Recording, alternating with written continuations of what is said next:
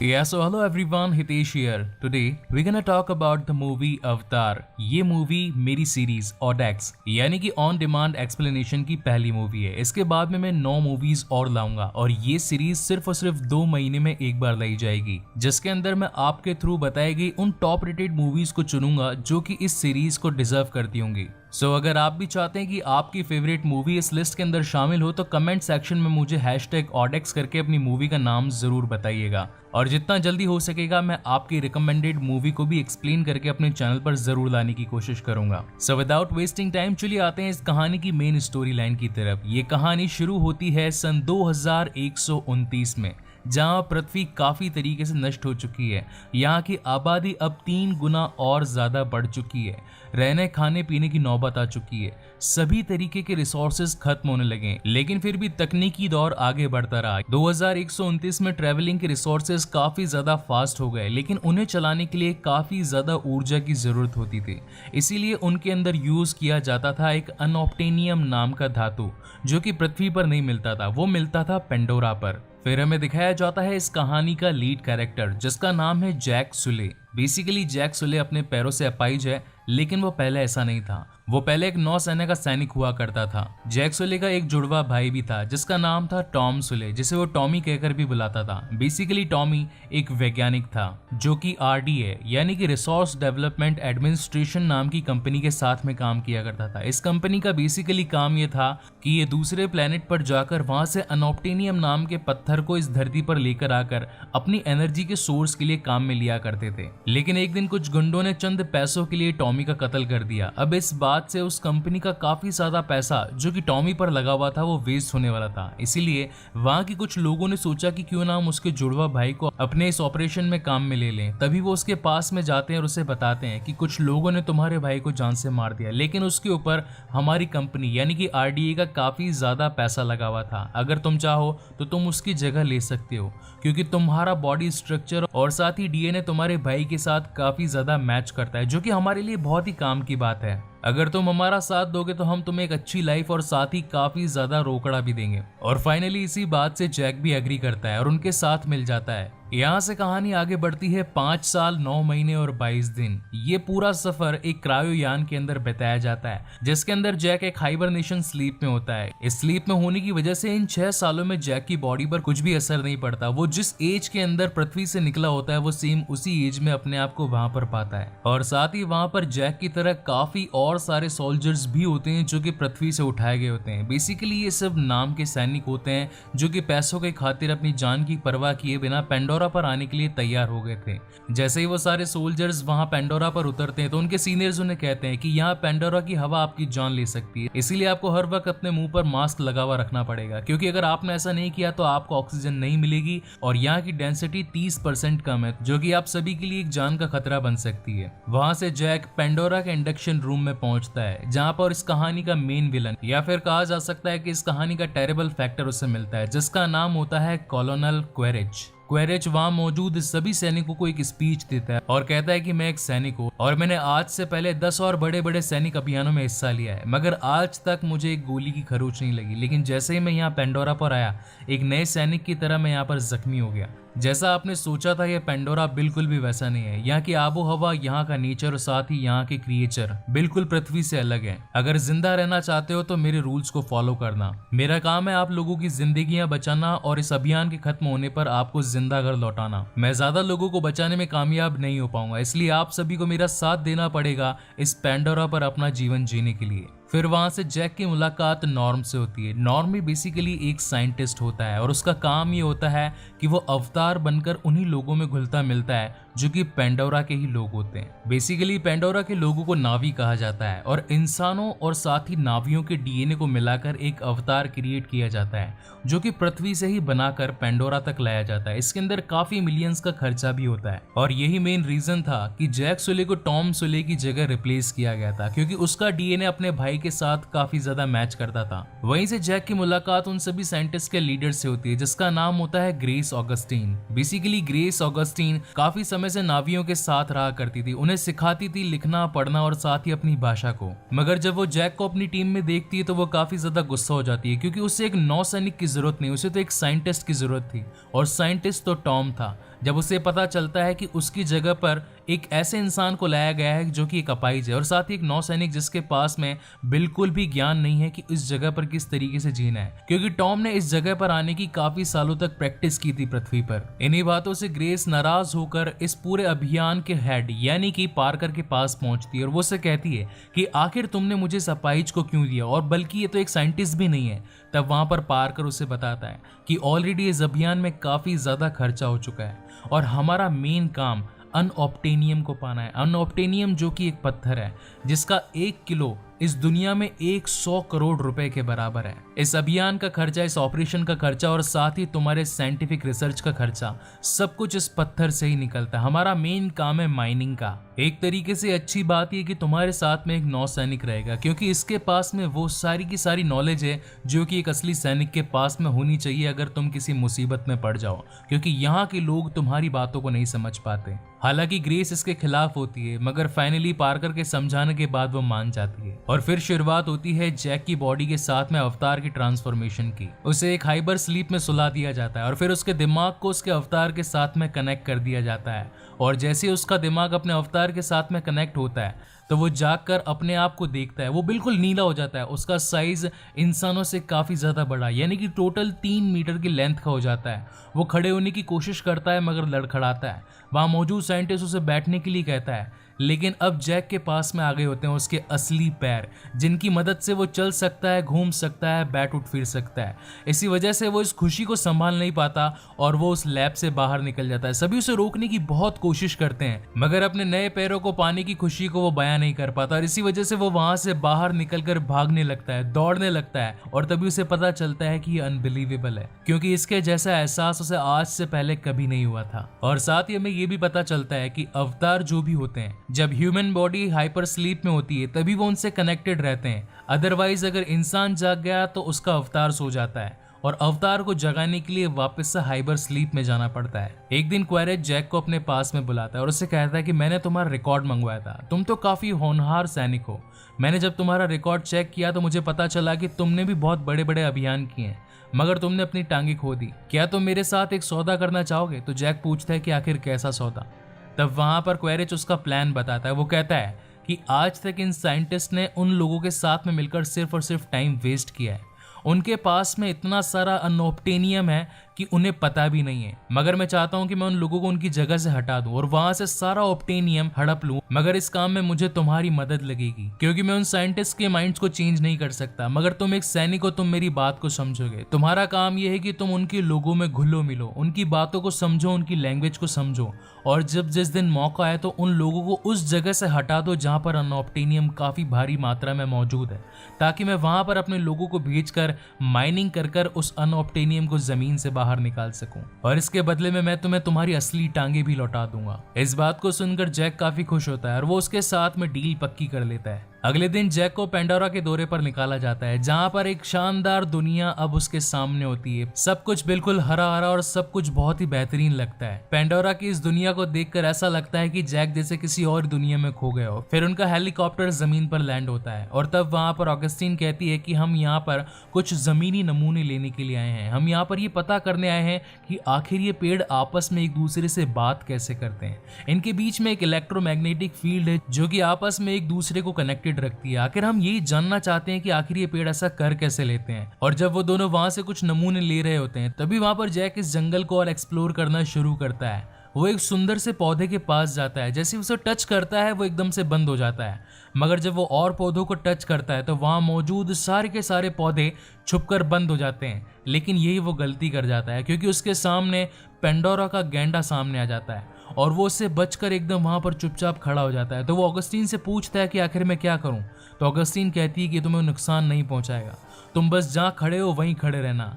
धीरे धीरे करके वो गैंडा उसके सामने आने लगता है, लेकिन जैक सोचता है कि अगर मैंने इस पर वार नहीं किया तो ये मुझे जान से मार देगा, लेकिन फिर भी वो चुपचाप खड़ा रहता है।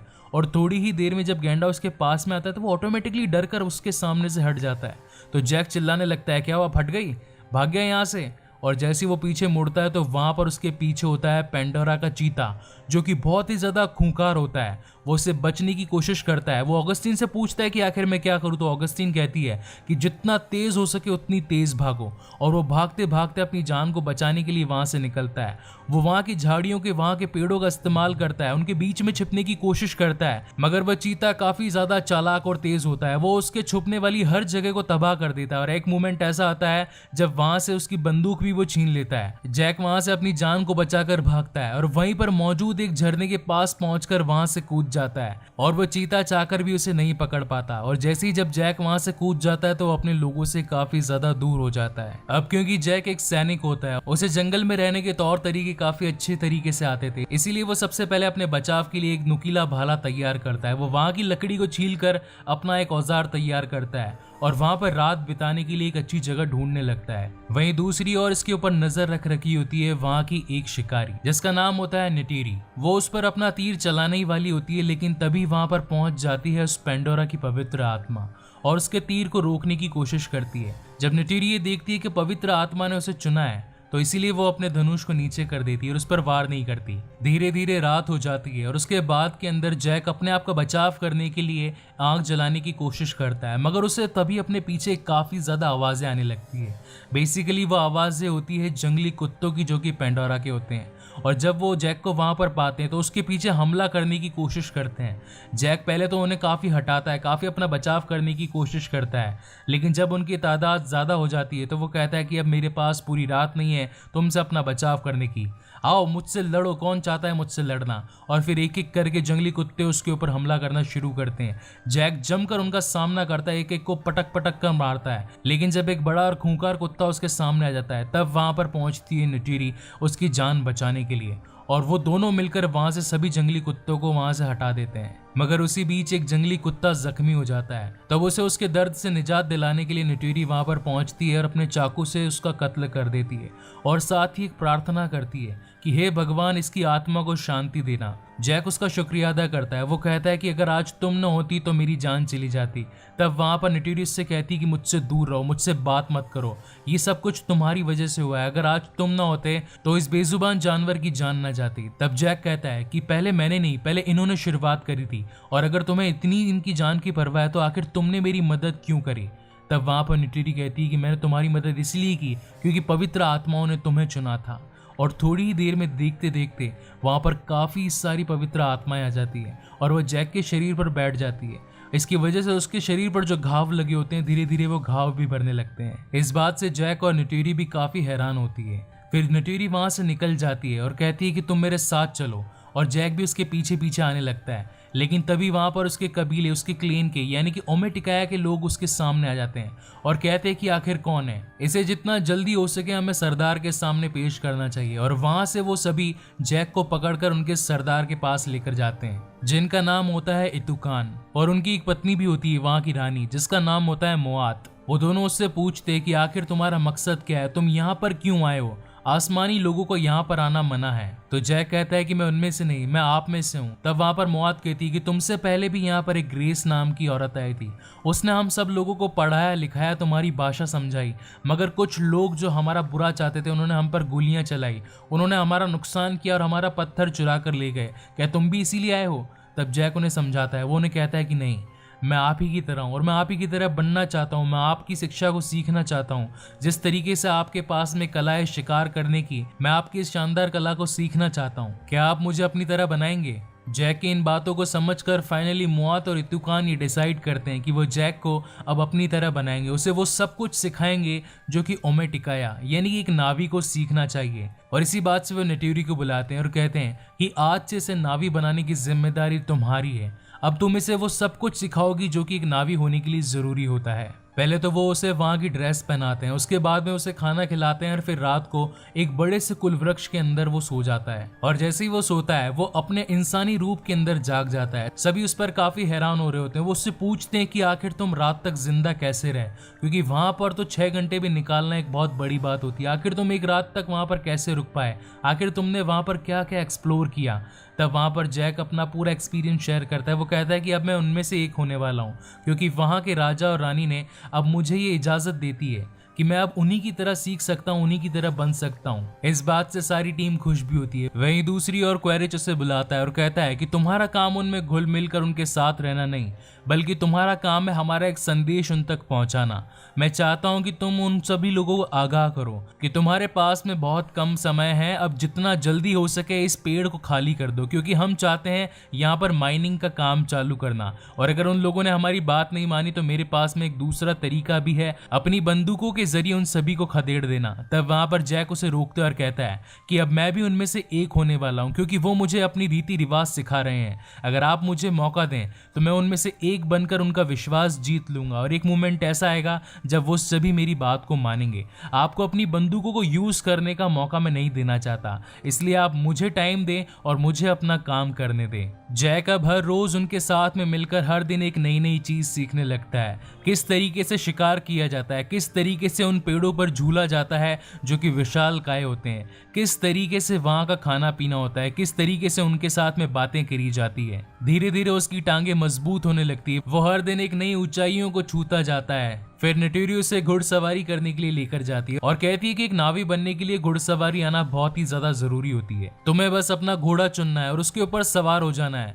तुम्हें अपनी चोटी को, जिसे कि क्यों कहा जाता है, तुम्हें उसकी चोटी से मिला देना है, जिसकी वजह से तुम दोनों के मन अब एक हो जाएंगे। ये सुनकर जैक उस घोड़े पर बैठ जाता है और उसकी चोटी से अपनी चोटी मिलाकर दोनों के मनों को एक करने की कोशिश करता है, मगर वो घोड़ा वहां से बिदक जाता है, जिसकी वजह से जैक नीचे गिर जाता है। सभी उस पर हंसने लगते हैं और वो कहते हैं कि तुमसे ना हो पाएगा। और फिर बारी आती है असली टेस्ट की, जहां पर एक नावी को अपना एक इकरान चुनना होता है। इकरान जो कि एक उड़ने वाला ड्रैगन होता है। एक नावी अपनी जिंदगी में सिर्फ एक इकरान चुन सकता है, और वो इकरान भी तभी तैयार होगा जब उन दोनों के मन एक होंगे। तब वहां पर जैक नेटुरी से पूछता है कि आखिर मुझे पता कैसे चलेगा कि उसने मुझे चुना है। तब नेटुरी कहती कि वो तुम्हें जान से मारना चाहेगा। इसी बात को सुनकर जैक अपने मन में जोश जगाता हुआ उन सभी इकरानों में से एक इकरान को चुनने की कोशिश करता है। कई सारे तो भाग जाते हैं और कई सारे उसे डराकर पीछे हटाते हैं, मगर फाइनली एक इकरान की नजर जैक पर पड़ी जाती है और वो उसे जान से मारने की कोशिश करता है। तब जैक समझ जाता है कि ये वही है जिसने मुझे चुना है और अब मुझे उसके साथ में अपना संबंध बढ़ाना होगा। और तभी वो अपनी जान लगा देता है उस इकरान को अपना बनाने के लिए। वो उसका मुंह दबोच देता है और उसके क्यू से अपनी क्यू जोड़ देता है और फाइनली वो इकरान अब उसका हो जाता है। तब नेटुरी कहती है कि तुम्हें अपना संबंध ताकतवर बनाने के लिए अपनी पहली उड़ान को भरना होगा। अब बिना डरे कूद जाओ और अपनी पहली उड़ान का मजा लो। और फिर दिखाया जाता है इस मूवी का बहुत ही आइकॉनिक सीन, जहां पर जैक अपनी पहली उड़ान भरता है अपने इकरान के साथ में। उसके बाद में उसकी नेटुरी के साथ में संबंध और भी बढ़ जाते हैं। वो दोनों साथ साथ रहते हैं, साथ साथ खाते और हर चीज को साथ में किया करते। एक दिन जब वो दोनों आसमान में उड़ रहे होते हैं, तभी उनके पीछे वहां का सबसे बड़ा इकरान, जिसका नाम होता है तोरुक माक्तू, वो उनके पीछे पड़ जाता है और उन्हें जान से मारने की कोशिश करता है। मगर वो दोनों अपनी जान को बचाने के लिए जंगल में कूद जाते हैं। बड़ी बड़ी झाड़ियों और पेड़ों के बीच में से निकलने की कोशिश करते हैं, मगर तोरुक बहुत ही तेज होता है। वो फिर भी उनका पीछा करता है, लेकिन फाइनली वहां पर जैक अपने सैन्य दिमाग का इस्तेमाल करता हुआ एक ऐसे पेड़ के बीच में से निकलता है जिसके तने काफी ज्यादा मोटे होते हैं। इसी वजह से तोरुक वहां से निकल नहीं पाता और वो उन्हें छोड़कर वहां से निकल जाता है। तब जैक नेटुरी को पूछता है कि आखिर ये क्या था। तब नेटुरी बताती है कि हमारे इतिहास में आज तक सिर्फ और सिर्फ 5 जनों ने ही तोरुक की सवारी की है। तोरुक एक ऐसा इकरान है जो कि सबसे खतरनाक और सबसे बड़ा इकरान है। इसकी ताकत के आगे सब झुकते हैं। जिसके पास में इकरान होगा उसी का ही शासन होगा। हमारे ओमेटिकाया के इतिहास में आज तक ऐसा सिर्फ 5 बार हुआ है। वहीं दूसरी ओर जैक इन सभी बातों को अपने कैमकॉर्डर में रिकॉर्ड भी कर रहा होता है, क्योंकि आरडीए को ये सारी इंफॉर्मेशन चाहिए होती है कि एक साइंटिस्ट आखिर पेंडोरा पर जाकर क्या क्या करता है, किन लोगों से मिलता है, क्या खाता है, क्या पीता है, और वहाँ के लोग और यहाँ के लोगों में क्या अंतर है। धीरे धीरे वक्त आगे बढ़ता जाता है और अब एक समय ऐसा आ जाता है जब ओमेटिकाया का क्लेन यानी कि ओमेटिकाया कबीला अब जैक को अपने में शामिल करने के लिए तैयार होता है। अपनी रस्मों के अनुसार सभी नावी एक जाप करते हैं, जिसके अंदर वो शामिल किए गए अपने नए सैनिक यानी कि जैक का स्वागत करते हैं और अब ऐसा लगने लगता है कि मानो अब जैक उनमें से ही एक हो। इसके बाद में नेटुरी जैक को एक ऐसे स्थान पर लेकर जाती है जिसका नाम होता है एवा देवी का वृक्ष। वहां पर काफी सारी लताएं होती है जिनके साथ में वो कनेक्ट करके अपने पूर्वजों से बातें भी किया कर सकते थे। तभी वहां पर नेटुरी से बताती है कि जब एक सैनिक अपनी सारी परीक्षाओं को पार कर लेता है तो ईवा देवी उसे वरदान देती है। वो कहती है कि अब तुम मेरे अंदर से एक अपनी लकड़ी को चुनकर अपना धनुष बना सकते हो और साथ ही इस कबीले की एक औरत को चुन भी सकते हो, ये तुम पर डिपेंड करता है कि तुम किसे चुनना चाहोगे। तब वहां पर जैक कहता है कि मैंने तो उसे पहले ही चुन लिया है। इसके बाद में उन दोनों के बीच में एक इंटीमेट सीन होता है और ये सीन सीधा कनेक्ट होगा अब अवतार के पार्ट 2 में। मगर इन सब बातों के बीच में जैक भूल ही जाता है कि उसके 3 महीने कंप्लीट हो चुके हैं और जब अगले दिन जैक की नींद खुलती है तो उसे पता चलता है कि क्वेरिच की टीम ने उनके ऊपर हमला कर दिया है। वो अपनी बड़ी बड़ी मशीनों और टैंक के साथ में वहां के लोगों को पेड़ से हटाने की कोशिश कर रहे थे, मगर जैक ये नहीं चाहता था। जैक इस बात को जानता था कि यहाँ का कुल वृक्ष उन लोगों का घर है, उस पेड़ पर ही वो सभी नावी रहते हैं। अगर उस पेड़ को हटा दिया गया तो आखिर वो सभी कहाँ पर जाएंगे। इस बात से वो उनकी मशीन पर चढ़कर उनके कैमरास को तोड़ने लगता है, लेकिन इस बात को क्वेरिच भी देख लेता है कि अब जैक हमारे खिलाफ है। इस वजह से वो जैक को उसके हाइबर स्लीप से निकालकर उसे जेल में बंद कर देता है और साथ ही कुल वृक्ष पर अपने बड़ी बड़ी मिसाइलों के साथ में हमला करता है, जिसकी वजह से वो पूरा का पूरा वृक्ष अब जमीन पर गिर जाता है। पूरे जंगल में आग लग जाती है और नावी अपने घर से बेघर हो जाते हैं। बहुत सारे लोगों की जानें भी जाती है।